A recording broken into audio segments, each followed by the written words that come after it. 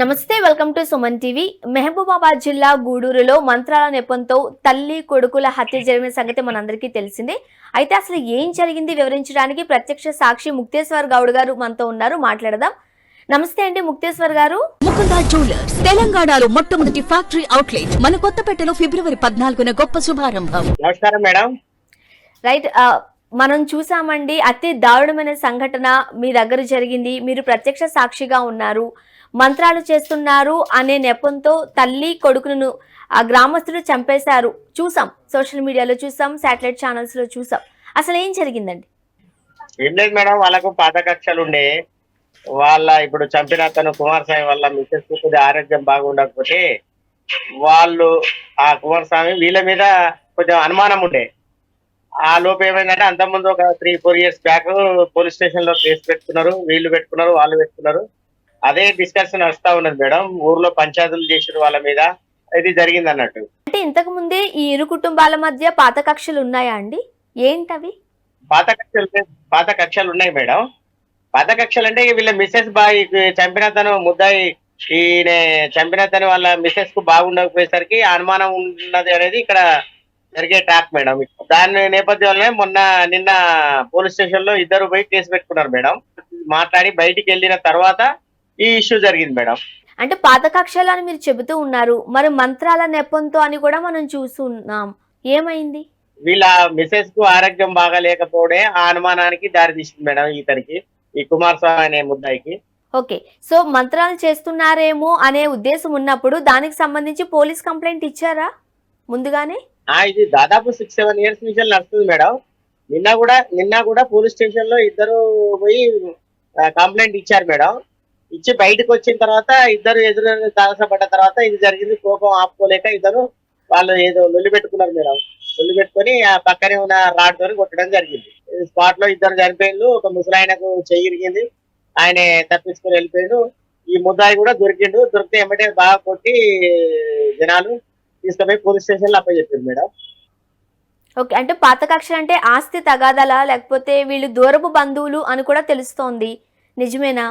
అవును madam, పాలులే madam, దగ్గరి బంధువులు కూడా, చిన్న పెదనాన్న కొడుకులు. ఆస్తి తగాదాలు ఉన్నాయండి వీళ్ళిద్దరి మధ్య? అసలు ఏం గొడవలు ఉన్నాయి? అంటే మామూలుగా వీళ్ళు ఆస్తి తగాలంటే పెద్దగా ఏం లేకపోవచ్చు మేడం. వీళ్ళ మిస్సెస్ కుమారస్వామి అనేటతని మిస్సెస్ కు బాగా లేకపోవడము, అనారోగ్యానికి గురి కావడమే పెద్ద అనుమానం. ఇక అది మంత్రాలు అంటామా మనము ఏదంటామా? ఇప్పటి రోజులలో మంత్రాలు నమ్మేటోళ్ళు ఎవరు లేరు, కానీ ఇక అది జరిగింది మేడం. అదే అనుమానంగానే ఇప్పుడు ఇదంతా జరుగుతుంది. అసలు మంత్రాలు చేస్తున్నారు అనే అనుమానం వాళ్ళకి ఎందుకు వచ్చిందండి? ఈ కాలంలో కూడా ఉన్నాయా ఇవి? అయితే అతని భార్యకు ఇప్పుడు 5-6 సంవత్సరాలు అవుతుంది మేడం. ఎక్కడ హాస్పిటల్ తిప్పినా కూడా ఎక్కడ బాగవుతలేదంట, అంటే క్యూర్ అవ్వట్లేదు. దాని మీద అతనికి వాళ్ళ మీద డౌట్ వచ్చింది అన్నట్టు. అంటే ఇంతకు ముందు ఏమైనా చూసారా వీళ్ళు? ఎందుకు ఆ అనుమానం వచ్చింది? ఇంతగా ఎందుకు బలపడింది? అంతకు ముందు ఏం లేవు మేడం, ఊళ్ళో కూడా ఏం లేవు. కానీ ఈ అనుమానంతో ఊర్లో కూడా పెద్ద మనుషుల సమక్షంలో పంచాయతీలు చేసుకున్నారు మేడం వాళ్ళు ఇరు కుటుంబాలు.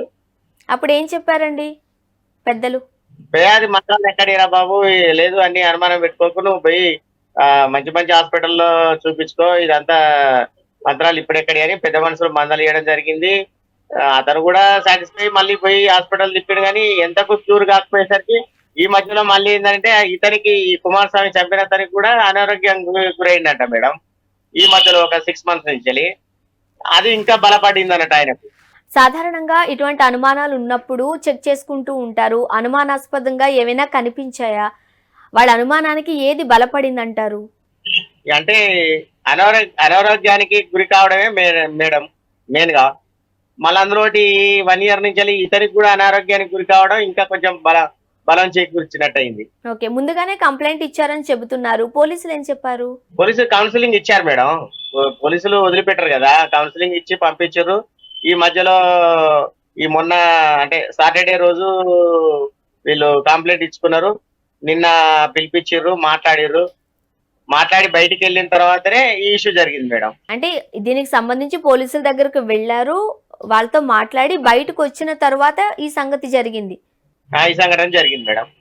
రైట్, అంటే మీ షాప్ ముందే ఈ దారుణ ఘటన జరిగినట్లుగా కూడా తెలుస్తోంది. అడ్డుకునే ప్రయత్నం ఏం చేయలేదండి గ్రామస్తులు? అంత నిర్దాక్షిణ్యంగా కొట్టి చంపేస్తుంటే? షాప్ ముందు అంటే షాప్ ముందు కాదు కానీ మెయిన్ రోడ్డుకు కొంచెం జస్ట్ దూరంగా ఇది జరుగుతుంది అనేసరికి మేము పోయి చూసినాం, ఇడిపించినాం, ఎంత చేసినాం.